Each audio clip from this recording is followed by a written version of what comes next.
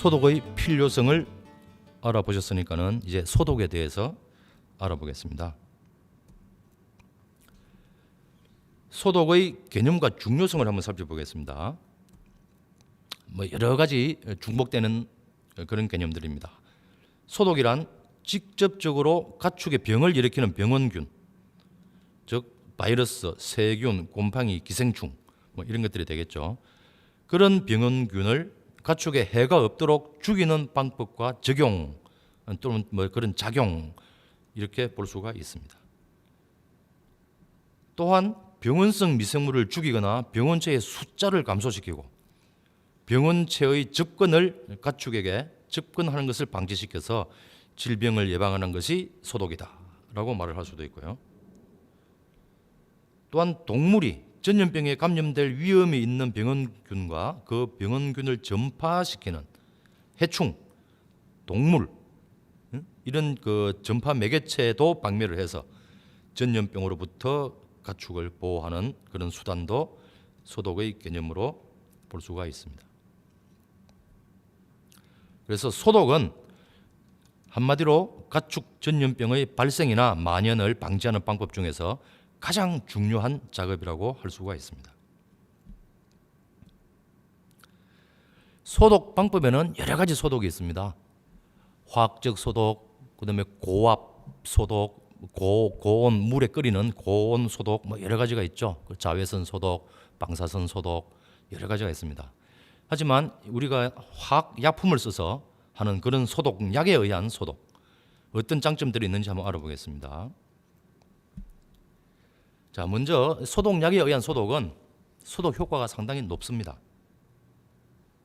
그리고 장소나 기구의 완벽한 소독이 필요할 때 아주 유용합니다. 그리고 넓은 장소나 건물, 커다란 기구도 소독할 수가 있습니다. 그리고 언제 어디서나 실시하기가 용이합니다. 그리고 소독하는 물품을 손상시키지 않습니다.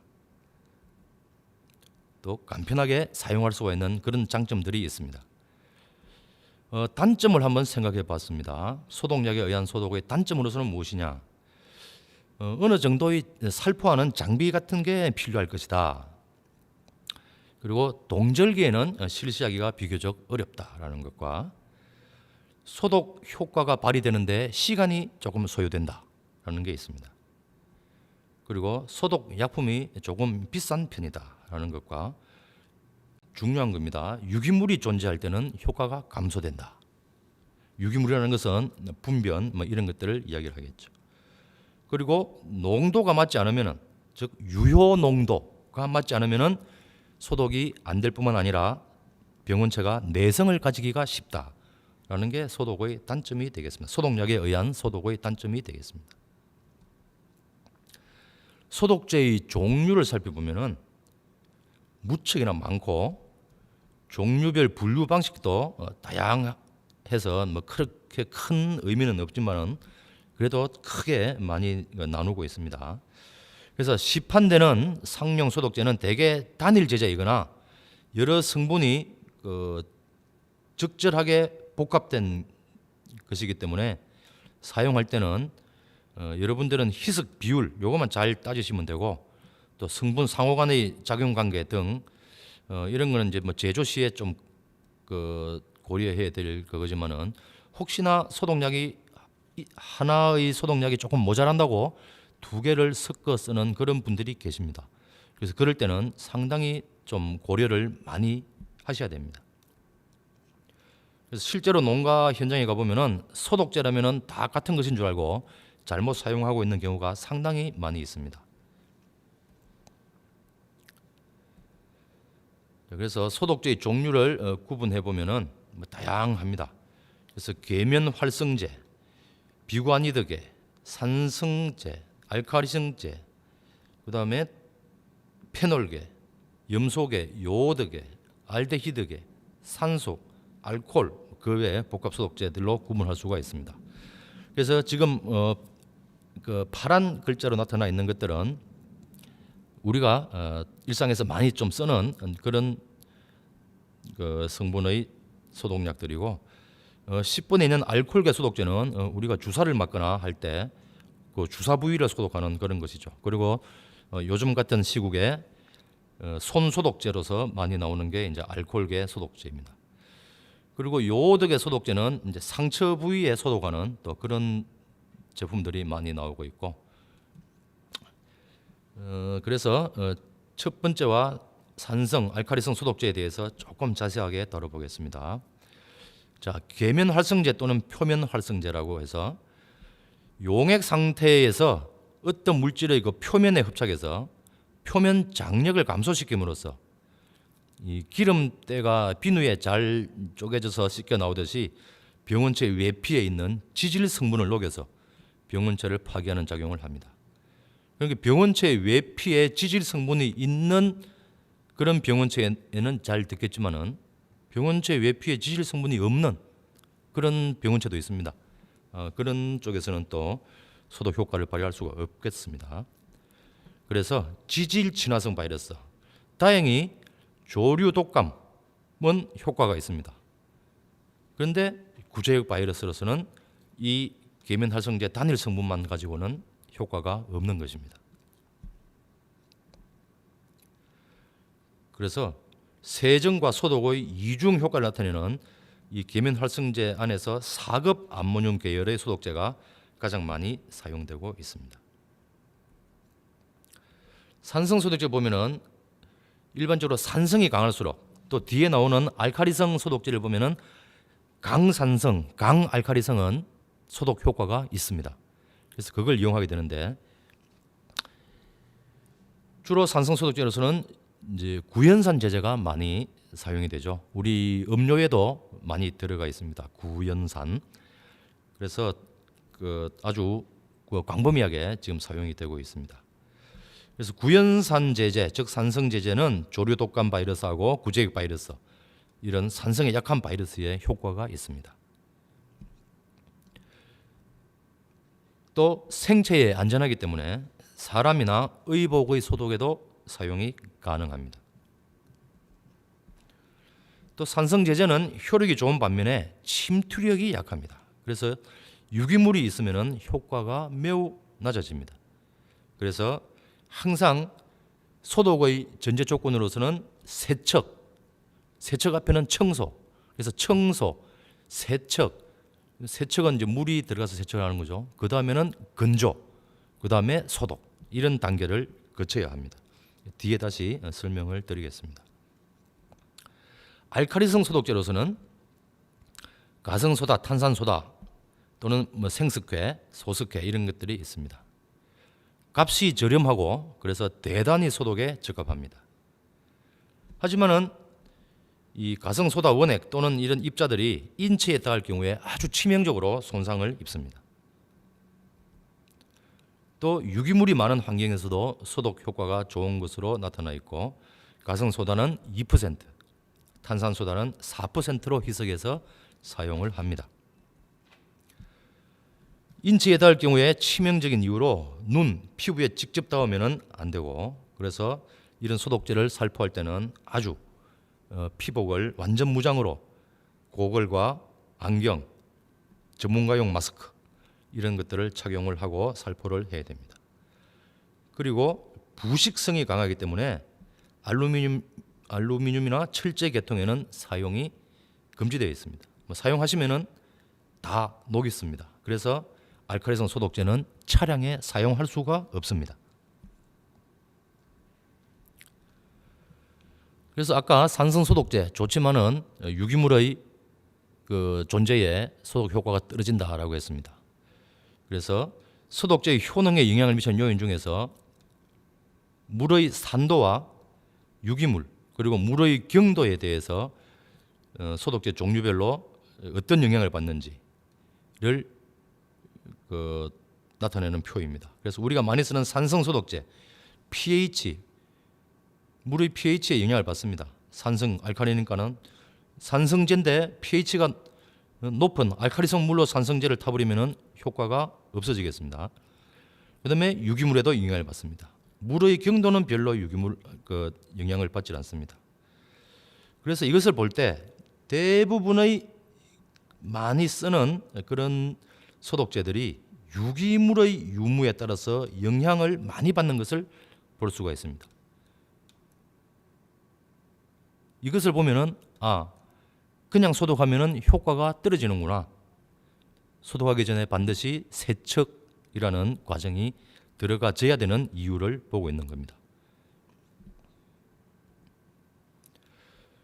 그래서 국내 소독제 허가 제재별 특징들을 간단하게 나타내었는데, 산성제제, 단일 제제, 구연산 제제 같은 경우에는 가격이 저렴합니다. 하지만은 복합 산성 제제 효과가 훨씬 좋습니다. 이런 소독제들은 가격이 좀 비싼 편입니다.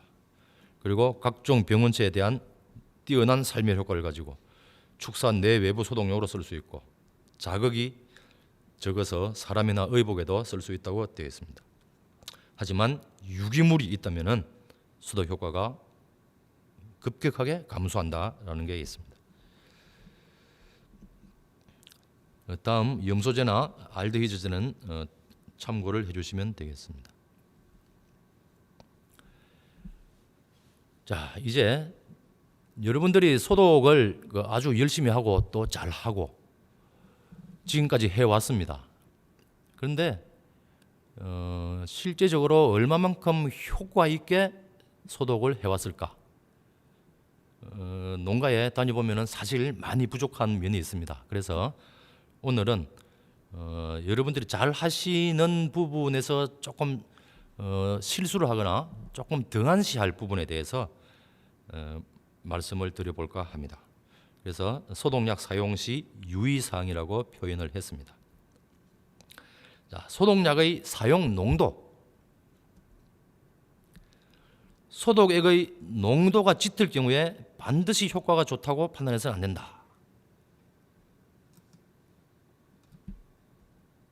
농도가 짙을 경우 약재가 낭비될 뿐만 아니라 약재의 자극성이 강해서 사람이나 가축에도 피해를 주게 되고, 산도가 맞지 않아서 약효가 떨어지거나 약해지는 경우도 있습니다. 소독약을 희석할 때는 반드시 액량계나 계량기를 사용해서 사용 설명서에 규정된 대로 계량해서 희석하고, 그래서 적정한 농도를 준수해서 사용하는 것만이 가장 효과가 좋은 것입니다. 적정한 농도에서 소독 효과가 좋게끔 그렇게 허가를 받은 상황입니다. 소독약 허가 받은 상황에서. 그래서 그 허가 받았을 때의 그 농도 사용 설명서에 항상 기재되어 있습니다. 그대로만 따라서 해주신다면은 가장 효과적인 약재 낭비도 아끼고 가장 효과적인 소독력을 나타낼 수가 있습니다. 소독약액의 온도에 대해서 알아보겠습니다. 보통의 소독약은 온도가 올라갈수록 약효가 높아집니다. 너무 물이 펄펄 끓는 물이 아니고 어느 정도 따뜻한 미지근함에서 따뜻함까지의 그런 물에 소독약을 타면은 보통 소독약들은 약효가 올라가는데, 염소제나 요오드제 이런 소독약은 온도를 높이게 되면은 이런 유효 성분이 증발이 되어서 효과가 떨어지게 되므로 주의를 해주셔야 됩니다. 이거 역시 설명서에 권장 온도가 있다면은 거기에 맞추어서 사용을 해야만이 충분한 효과를 발휘할 수가 있을 것입니다. 그다음에 소독약의 효과와 혼합 사용에 관해서 알아보면은, 소독약의 효력은 일반적으로 정도의 차이는 있지만은 단백질 등의 유기물이 있으면은 약효가 떨어진다. 아까 우리가 표에서 살펴봤었습니다. 그래서 소독 대상에 유기물이 많이 묻어 있으면은 소독하기 전에 반드시 물로 세척을 하여야 합니다. 또 단일 제제로서는 효력이 탁월한 소독약일지라도 타 제품하고 혼합해서 사용할 경우에는 어떤 화학적, 어떤 물리적 변화가 생길지 모릅니다. 그래서 품질이 좋지 않게 되기 때문에 절대 소독약은 섞어서 쓰시면 안 됩니다. 또 눈으로 봐서 응고물이 있거나 침전되거나 혼탁하거나 뭐가 분해되어 있거나 이런 게 일어나거나 또는 이런 변화가 없다 손 치더라도 소독약을 섞어 쓰면은 수소이온 농도나 전기이온의 변화가 일어나기 때문에 소독 효과를 장담할 수가 없게 됩니다. 그래서 소독약은 상품으로 나오는 그 단일 제제만 가지고 소독을 할 수 있도록 해야 됩니다. 소독약은 단일 제제로 사용하는 것이 무난하고 좋은 효과를 얻을 수가 있습니다.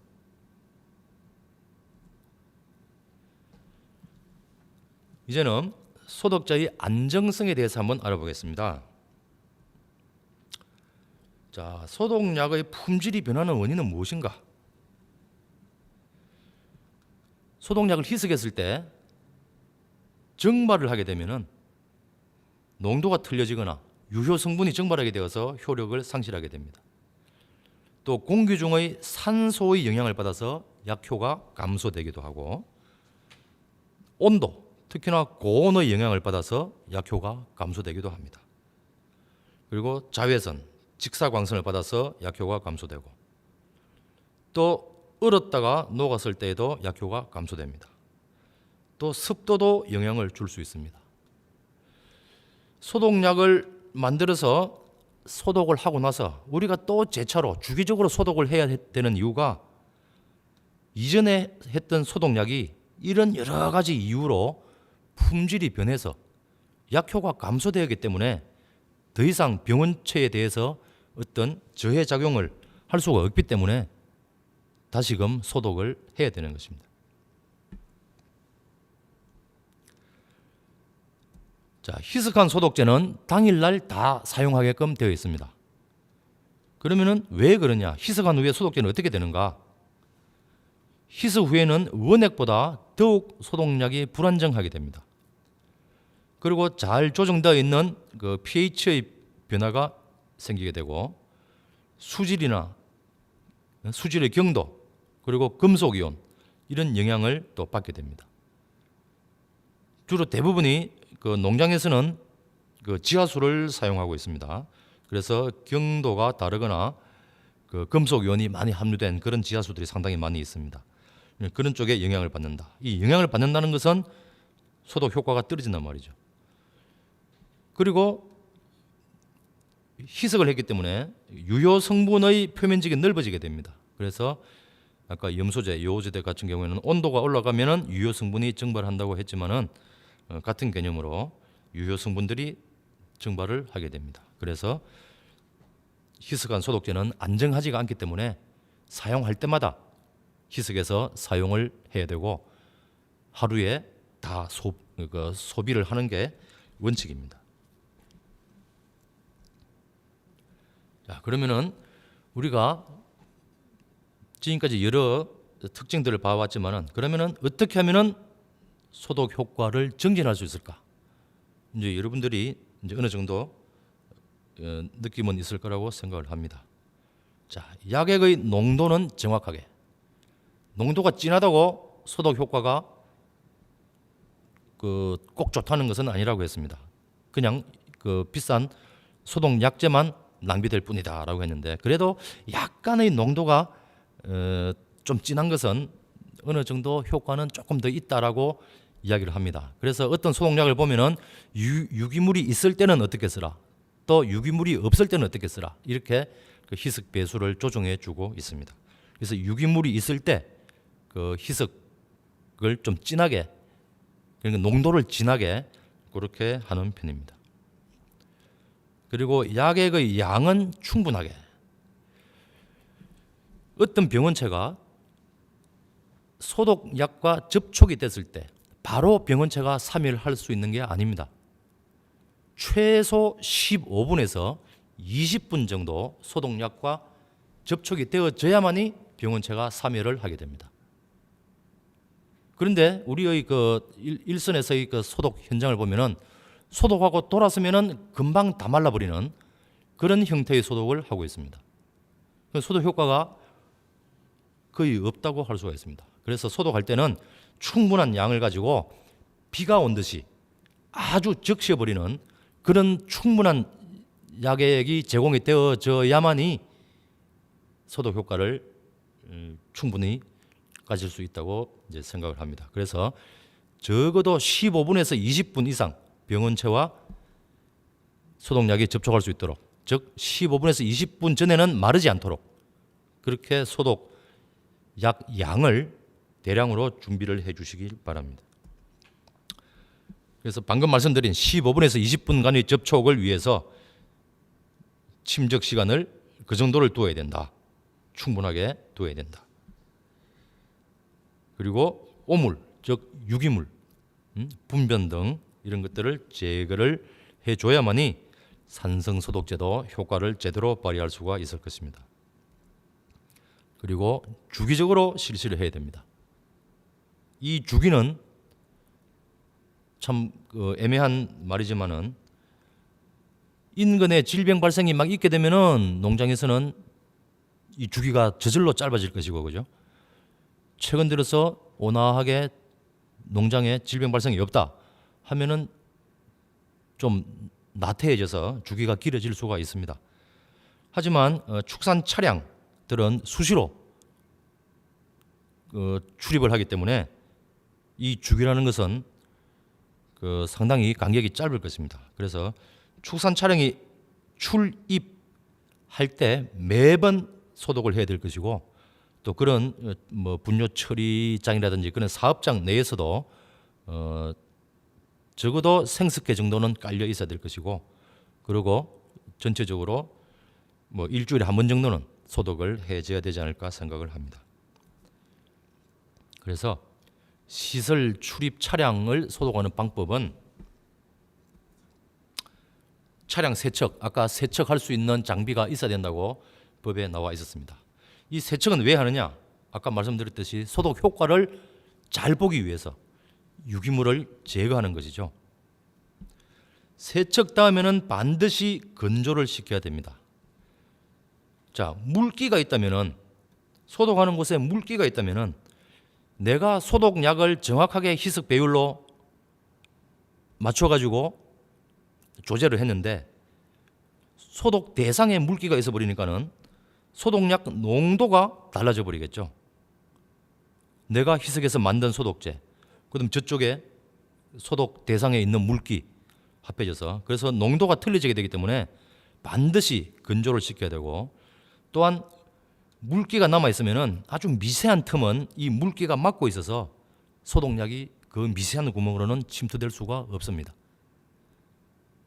그래서 대부분의 병원체는 또 그런 미세한 구멍 속에 많이 존재를 하는데 소독약이 침투할 수 없다면은 소독 효과가 떨어지는 것이죠. 그래서 건조라는 과정이 아주 생소하지만은 아주 중요한 과정입니다.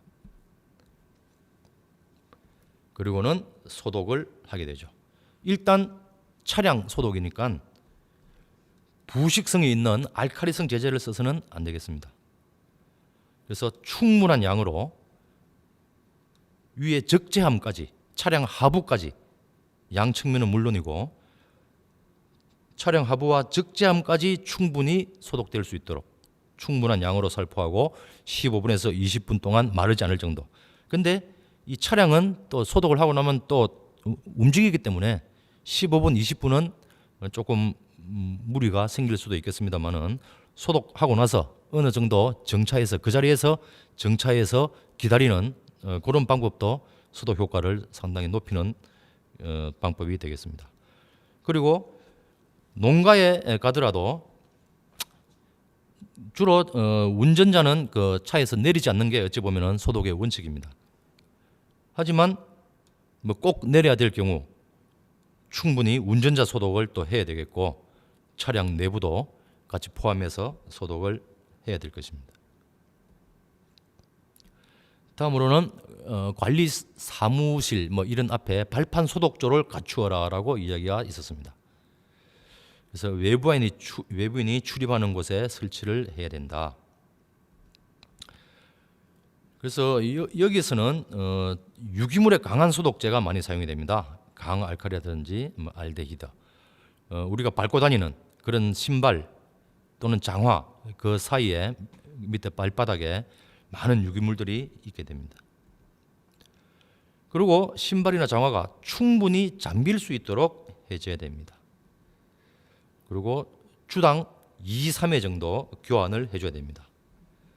그래서 사용 횟수, 우리는 많이 밟고 다니지 않는다라는 그런 사용 횟수, 그리고 유기물의 침전 정도, 색상이 바뀌는 거, 빗물이 들어갔거나 또 햇빛에 밖에 두어서 건조되었거나 기타 요인으로 인한 소독액의 용량이 감소됐을 때 이런 것들은 수시로 확인해서 필요할 경우에 즉시 교체를 해줘야 됩니다. 즉 2, 3일에 한 번씩 교환을 해줘야 된다는 말입니다. 이런 같은 경우에는 아까 나온 사진입니다만은 유기물이 강한 그런 소독제를 발목까지 올 수 있도록 장화를 신었을 경우에는, 그리고 사실 여기에서 15분, 20분 정도 서 있어야 됩니다. 근데 사실은 그게 이제 쉽지가 않죠, 현실에서는. 하지만 충분히 발목까지 충분히 담궈질 정도의 소독조를 준비를 해야 됩니다. 장화 신은 분들이 많이 있는 그런 작업장에서는 이런 식으로 해줘야 될 것입니다. 또는 바로 농장하고 관계없는 단지 사무실이다. 장화하시는 분들이 많이 안 들어오고 주로 일반 구두나 운동화를 신고 오시는 분들이 있다 하면은 이런 형태의 방석 같은 형태의 발판 소독조를 사용하시면 될 것입니다. 많은 분들이 한쪽 발만 밟고 한쪽 발은 벌써 문을 열고 들어가는 그런 경우가 많습니다. 그런 걸 방지를 해서 꼭 두 발이 잠시 동안이라도 이 위에 올려져서 소독을 할 수 있도록 해줘야 되겠습니다.